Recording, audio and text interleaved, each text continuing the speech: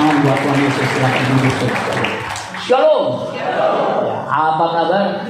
Luar biasa, puji Tuhan. Ya, terima kasih kepada tim pemusik semua yang mengambil bagian dalam pujian penyembahan. Saudara, tema yang diberikan oleh Pak Gembala sangat bagus. Ya, kasih yang turun dari surga. Apa temanya? Kasih yang turun dari surga. Bahasa Inggrisnya love comes from heaven. Katakan love comes from heaven. I say. Ya itu ya. Tema ini saudara bagus. Sebab Alkitab itu ya, kalau diambil satu ayat, nah ayatnya itu adalah Yohanes 3 ayat 16. Makanya saya ambil 3:16. Jangan dipasang saudara ya. 3:16 itu Yohanes 3 ayat 16. Nah, kalau isi Alkitab diringkas lagi dengan satu kalimat, kira-kira kalimatnya apa? Ada yang tahu? Kalimatnya God is love. God is love. Itu satu kalimat. Allah itu kasih. Kalau diringkas lagi jadi satu kata, kira-kira kata itu kata apa? L-O-V-E. Jadi love, saudara ya. Nah, hampir semua tema di komisi itu tentang kasih. Di WBI kemarin Pak Gembala saya diberkati dengan tema unlimited love. Kalau di ABI itu love, saudara ya. Nah, saudara-saudara sekalian, kasih itu inti daripada Injil. Ya, inti daripada Injil. Nah, tema kita kasih yang turun dari surga. Pertanyaannya, kasih seperti apa yang turun dari surga? Ya. Apa wujudnya? Kasih yang dari surga itu wujudnya apa? Artinya kita bisa rasakannya seperti apa? Ya. Kalau orang mengasihi, kayak suami kalau mengasihi istrinya ada wujudnya, betul nggak? Kasih itu kan dari bahasa Yunani-nya agapau. Nah, kalau suami mengasihi istri, wujudnya apa? Angpau, saudaranya. Coba aja, istri kalau dikasih angpau, senang nggak? Bukan hanya senang banget, betul nggak? Betul. Karena gambar duit itu semua wanita menari. Mau cecengan, gocengan, cebanan, apalagi yang merah, narinya gitu. Nggak percaya, lihat. Setelah dilihat, masukin kantong kolektor yang merah. Nah, jadi saudara sekalian, apa wujudnya? Nah, kita akan bahas dalam waktu 30 menit. Saya akan selesaikan secara jantan, saudara ya. Yohanes 3 ayat 16 sampai 18. Dikatakan begini, Yohanes 3 ayat 16. Karena begitu besar kasih Allah akan dunia ini sehingga, perhatikan, sehingga Ia telah mengaruniakan anaknya yang tunggal itu satu-satunya, supaya setiap orang yang percaya kepadanya tidak binasa, melainkan beroleh hidup yang, ingat, Tuhan tidak menghendaki siapapun binasa. Dia menghendaki semua orang diselamatkan. Yang setuju katakan amin. Itu jelas. Tidak binasa, melainkan beroleh hidup yang kekal. Hidup kekal itu bukan hanya durasinya, tetapi kualitasnya. Dan hidup kekal itu sudah dimulai ketika kita ada di bumi ini. Makanya ciri-ciri atau tanda-tanda orang yang masuk surga itu udah kelihatan dari di bumi ini. Ya, kalau hidupnya amburadul, jangan berharap masuk surga. Kan udah percaya Yesus. Iya, kalau percaya dibuktikan dengan tindakan yang berubah. 17. Sebab Allah, ini tindakannya, mengutus anaknya ke dalam dunia bukan untuk menghakimi dunia, melainkan untuk apa? Menyelamatkannya oleh Dia. Jadi jelas, Yesus diutus, Yesus lahir ke dalam dunia ini tujuannya untuk menyelamatkan. Makanya namanya Yesus. Dari bahasa Yunani-nya Yehoshua. Yahshua itu artinya Yahweh, Shua itu menyelamatkan. Yahweh, Allah menyelamatkan. Ayat 18. Barang siapa, artinya siapa saja, percaya kepadanya, ia tidak akan disangsap. tidak akan Kok bisa beda ya? Ayat 18, Bu. Barang siapa percaya kepadanya, ia tidak akan. Kok ada yang binasa? Ini ibu-ibu atau siapa nih? Saya nggak tahu. Tidak akan binasa. Tidak akan Jangan pikirannya lemper nih, saudara. Aduh, atau kompor belum ya. Makanya nggak mudah. Ayat 18 baca. Barang siapa percaya kepadanya, ia tidak akan dihukum. Karena upah dosa adalah maut, hukumannya maut. Kalau membunuh tuh upahnya apa? Pasal 340. 20 tahun atau seumur hidup. Kalau judi pasal hafal 303 lu, kenal lu 10 tahun lu. Tapi kalau dosa upahnya maut, mati, kekal, binasa.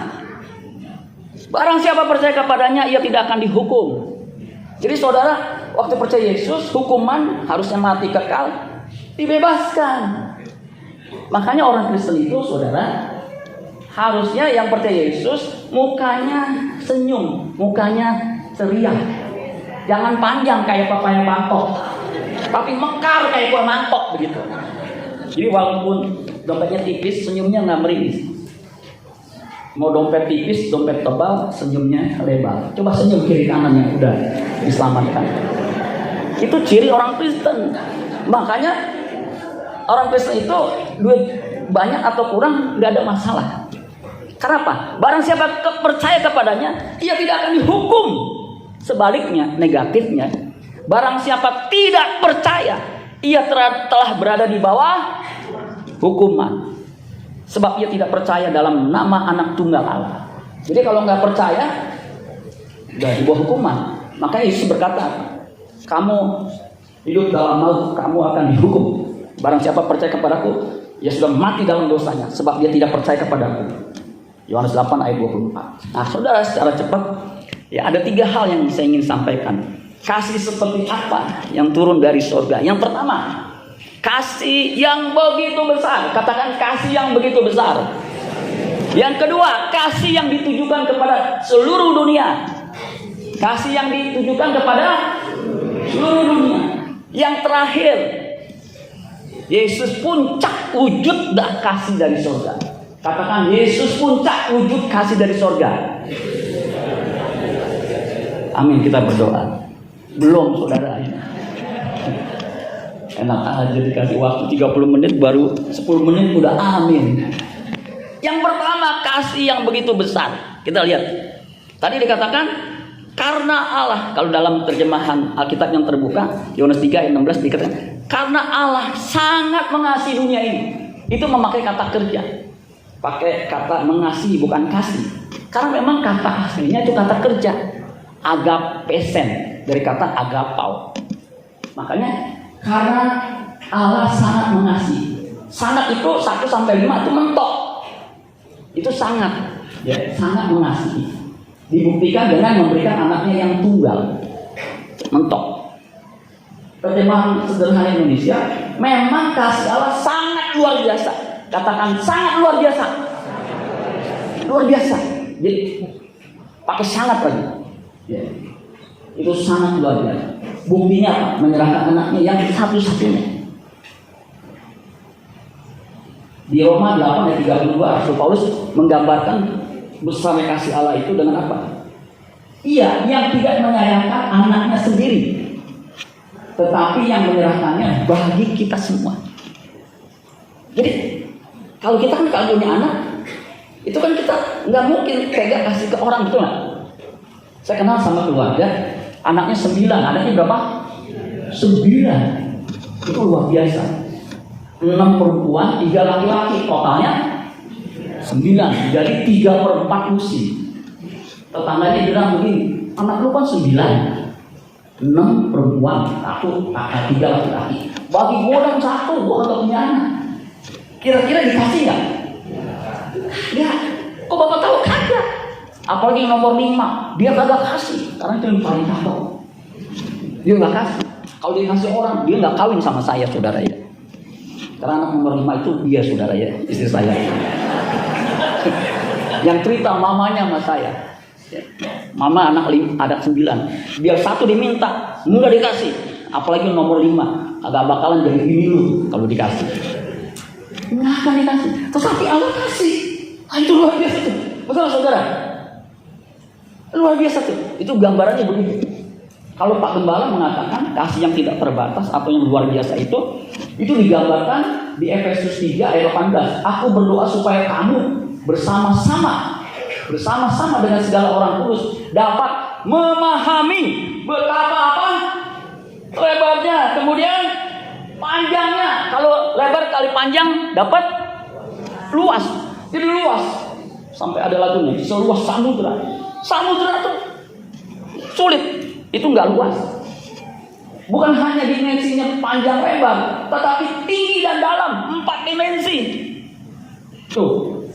Itu tinggi dan dalam kasih Kristus, kasih Bapa, dan dapat mengenal. Jadi bukan hanya memahami, mengerti, tetapi mengenal, mengalami. Karena memakai kata Yunaninya ginosko. Nah, saya berharap selesai saya khotbah, saudara cuma bukan hanya mengerti, kasih Allah itu luar biasa. Ya. Kita aja kalau punya anak 9, anaknya ke 9 nih. Kalau 1 dikasih orang kan susah. Kalau 9 masa nggak dikasih saudaranya nih? Kaya saudara. Punya kolam renang, begitu. Mau dikasih dirawat, bisa disekolahin di luar negeri. Kalau di dalam negeri, disekolahin di UPH. Biar uang papanya habis, dia biayain. Namanya orang kaya. Tapi dia nggak kasih. Allah itu memberikan anak satu-satunya. Itu kan kasih yang luar biasa. Tepuk tangan buat Tuhan Yesus. Jadi itu gambarannya luar biasa, dimensinya multidimensi. Katakan multidimensi. Agak monyong dikit kalau bahasa Inggris. Multidimension. Dimensinya tuh bukan hanya 4, tapi luar biasa. Sulit dibayangkan saudara. Makanya ketika Abraham mempersembahkan Ishak, itu ya, hati Allah tuh pecah. Ngerti nggak pecah? Ini orang ada yang bisa taat begini ya. Ketika Abraham mau hendak membunuh Ishak karena jadi korban bakaran. Itu keluar tuh firman, Abraham, jangan bunuh anak ini. Karena hatinya tersentuh. Saudara kan cuma kaget. Kalau Abraham tuh betul-betul bingung. Anak cuma 1, kalau 9 mau kasih semua. Anak cuma 1, 9 begitu. Kalau 9 mau kasih semua. Itu sepanjang jalan ke Bukit Moria itu, Abraham stres. Yang kedua, yang keberapa? Jadi cuma 3 saudara. Kasih yang ditujukan ke seluruh dunia. Karena jelas di situ dikatakan di ayat 3, karena begitu besar kasih Allah akan dunia. Jadi tujuannya dunia. Orang percaya. Kalau terjemahan sederhana, kepada orang-orang dunia. Orang-orang dunia. Memang kasih Allah sangat luar biasa kepada orang-orang dunia. Yang orang-orang dunia katakan amin. Ada yang nggak amin, jangan-jangan alien saudara ya. Saudara, orang-orang tinggal di dunia ini menjadi sasaran kasih Allah. Amin saudara sekalian. Kalau di Efesus 2 ayat 4, tetapi Allah yang kaya dengan rahmat, oleh karena kasihnya yang besar, yang dilimpahkannya kepada kita. Jadi dilimpahkan, sasarannya jelas. Kalau besar, tetapi sasarannya nggak ke kita, itu kita kurang menghayati. Misalnya ada makanan enak, capcay, puyung, hai, siomay, barongsai, gitu seperti kumpul. Kan jatuh. Kan bagi kita nih yang Hokja, itu babi hong, waduh enaknya. Babi merah, saya udah lama kagak makan babi-babian, sebab istri saya nggak doyan babi, ya. Anjing apalagi. Ya. Ketika ada di piring sama nasi putih, itu kan begitu lezat. Tapi kalau itu dikasih orang nggak ke kita paling nelen. Tapi kalau dikasih ke kita, ditujukan ke kita, kira-kira kita senang nggak? Aduh, pasti senang, betul nggak? Sama kasih Allah itu digambarkan luar biasa dimensinya. Itu ternyata ditujukan kepada saudara semua. Setiap orang. Amin saudara sekalian. Jadi jelas. Makanya Yesus itu juru selamat dunia. Amin. Lihat anak domba Allah yang menghapus dosa dunia. Dunia itu orang-orang yang tinggal di dalamnya. Makanya saudara harus tahu. Amin saudara. Yohanes 4 ayat 42 tuh. Kami tahu bahwa dialah benar-benar juru selamat dunia. Bukan hanya tahu, tetapi mengalaminya. Makanya di Lukas 2 ayat 10. Lalu kata malaikat itu kepadanya. Ini kata malaikat. Kira-kira malaikatnya siapa namanya? Ya, kemungkinan Gabriel. Jangan takut. Sebab sesungguhnya, jadi nggak main-main, aku memberikan kepadamu kesukaan besar untuk seluruh bangsa manapun. Itu kesukaan besar, joy of the world. Itu tema pemuda ya. Natalnya itu. Ada lagunya kan. Joy to the world, the Lord has come to. Itu dari yang tinggi. Docila sol famire. Oh. Nah, ini gimana tuh? C ya. Itu dari tinggi tuh. Itu yang ngarang hebat tuh. Karena kasih dari Allah kan dari surga. Coba C.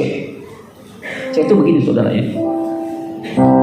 Do si la sol fa mi re do. Males saudara ya. Itu di C apa di ang? Di F. Jadi kasih dari surga dari atas tuh.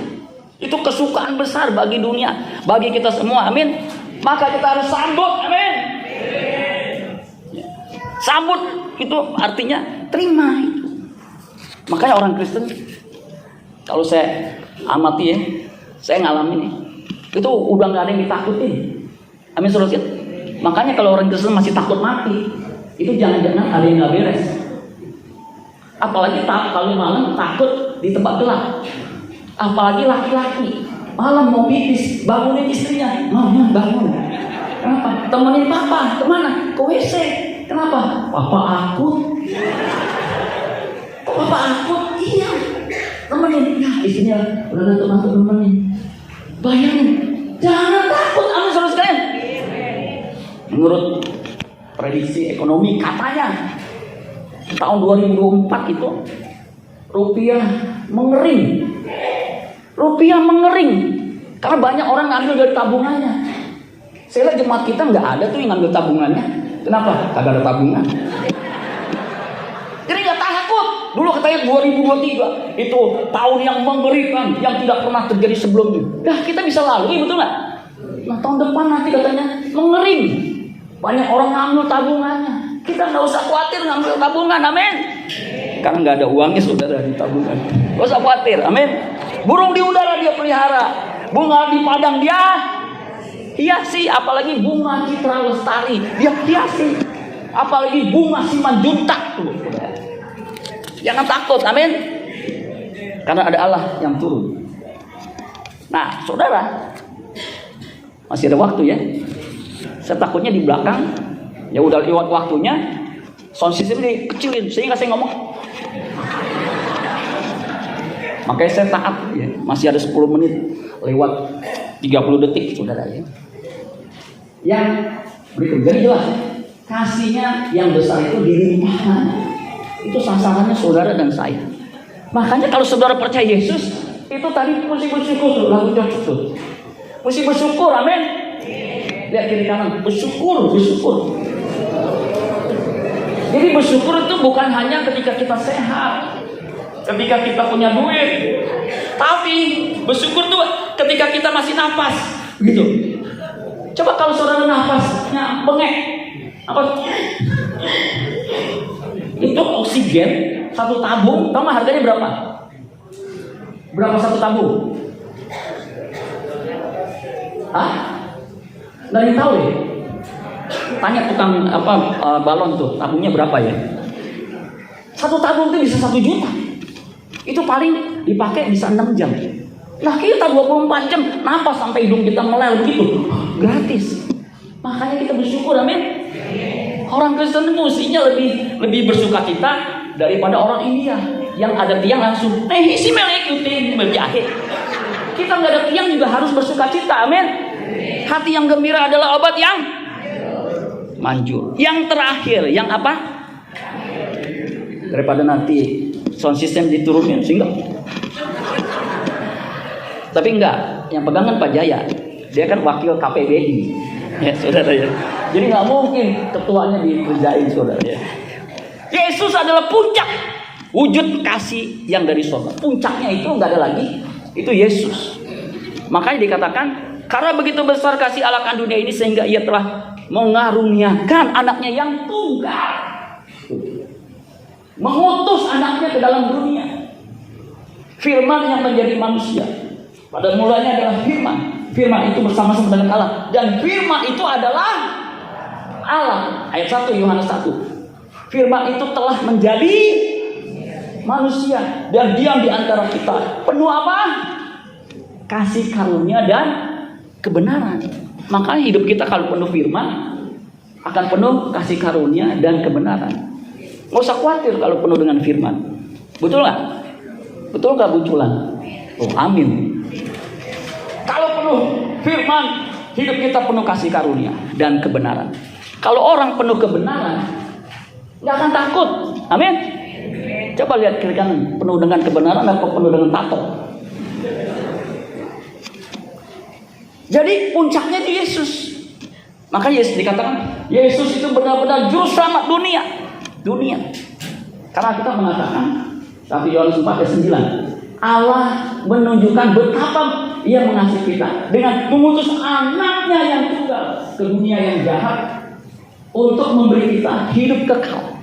Kalau Yesus tidak turun, tidak lahir menjadi manusia, kita semua akan meluncur masuk neraka. Itu upah dosa, itu maut. Tapi bersyukur Tuhan Allah Bapa mengutus putra tunggalnya yang satu-satunya itu, yang mau mati di kayu salib, bangkit hari yang ketiga untuk menebus dosa kita. Makanya orang yang percaya nggak hidup dalam hukuman. Sebab hukuman dosa itu sudah ditanggung di kayu salib. Ketika dia disalib, apa kalimat yang keluar? Tete lestai, artinya sudah selesai. Nah, saudara, jadi jelas ya.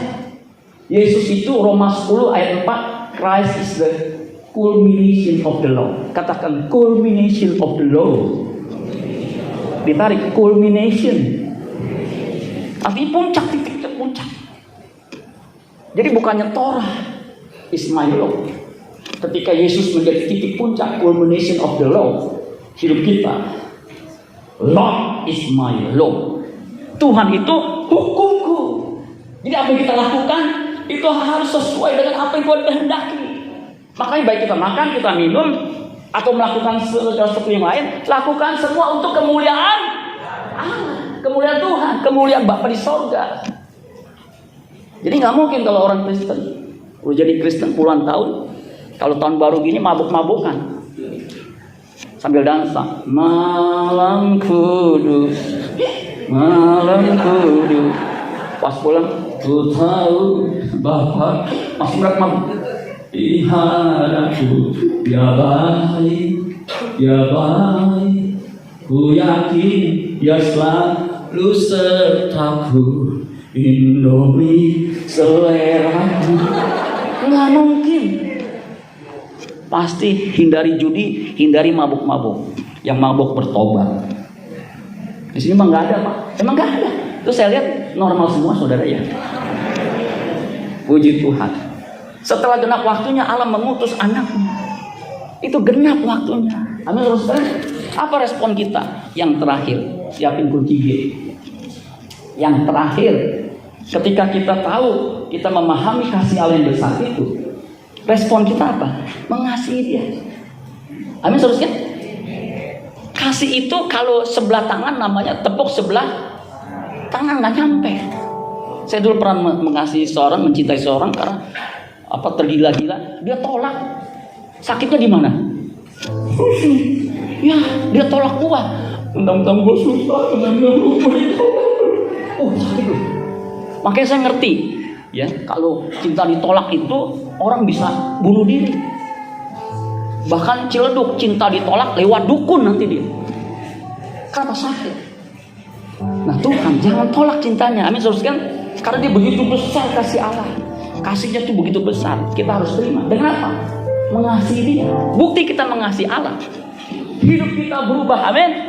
Makanya orang yang hidup tidak berubah, jangan-jangan dia tidak mengasihi Allah. Sebab kalau dia mengasihi Allah, dia percaya hidupnya akan berubah. Karena kasih itu mengubah hidup kita. Nah, respon kita percaya kepadanya, karena tidak akan dihukum. Makanya jangan pernah meragukan kasih Tuhan. Amin. Bilang kiri kanan, jangan pernah meragukan kasih Tuhan. Amin buat firman Tuhan. Tepuk tangan buat Tuhan Yesus. Slide terakhirnya saudara, ini saya susah bikin gambarnya saudara. Jangan pernah meragukan kasih Allah yang besar itu.